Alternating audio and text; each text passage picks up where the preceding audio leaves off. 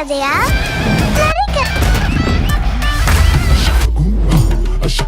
வேலைக்கு போயே ஆகணும் ப்ளீஸ். ஒரு வைஃப் குடும்பத்தை பாத்துக்கிற மாதிரி வைஃப் புது மிஸ்.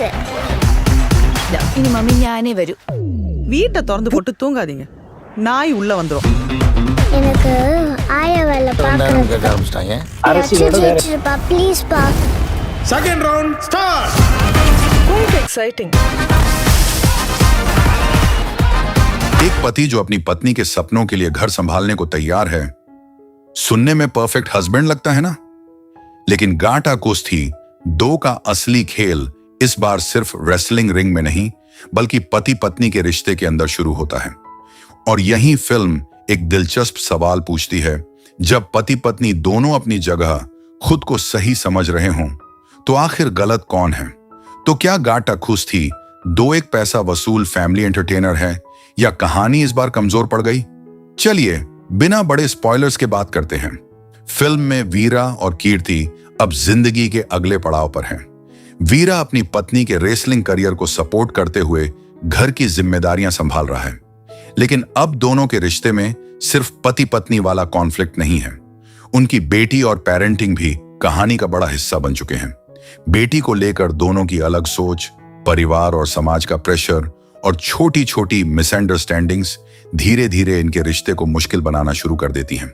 और मुझे यहां फिल्म का कॉन्सेप्ट काफी इंटरेस्टिंग लगा, क्योंकि इस बार सवाल यह नहीं है कि कुश्ती कौन जीतेगा, सवाल है रिश्ता कौन बचाएगा। अब विष्णु विशाल की बात करें तो वीरा के कैरेक्टर में उनकी कॉमिक टाइमिंग कई जगह काम करती है। वो एक हस्बैंड भी है, फादर भी है, और उसके आसपास ऐसे लोग भी हैं जिन्हें उसके घर के फैसलों से उससे ज्यादा प्रॉब्लम है। विष्णु विशाल अपनी परफॉर्मेंस में कंफर्टेबल लगते हैं, लेकिन कुछ जगह प्रॉब्लम एक्टर से ज्यादा राइटिंग में दिखाई देती है, क्योंकि कुछ कॉन्फ्लिक्ट्स थोड़े फोर्स्ड महसूस होते हैं। अब आते हैं ऐश्वर्या लक्ष्मी पर। मेरे हिसाब से कीर्ति इस फिल्म के सबसे इंपॉर्टेंट कैरेक्टर्स में से एक है।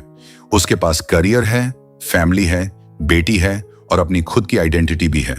ऐश्वर्या इमोशनल सीन्स में अच्छी लगती है, लेकिन कुछ जगह ऐसा लगता है कि फिल्म कीर्ति के कैरेक्टर को जितनी मजबूती दे सकती थी उतनी नहीं देती, और यही चीज कुछ लोगों को पसंद आएगी तो कुछ लोगों को निराश भी कर सकती है।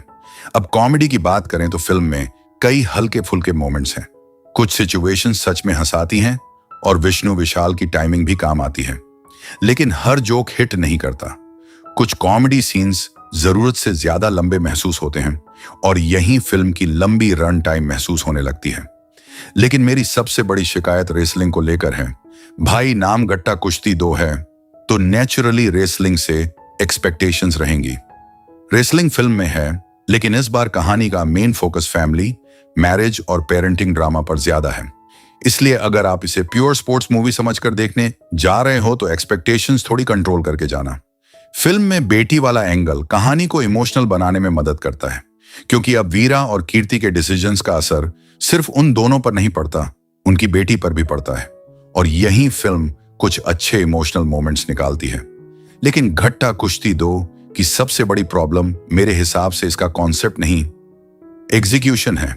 आइडिया अच्छा है, मैरिज कॉन्फ्लिक्ट अच्छा है, पेरेंटिंग वाला एंगल भी अच्छा है, लेकिन स्क्रीन प्ले कुछ जगह प्रिडिक्टेबल हो जाती है।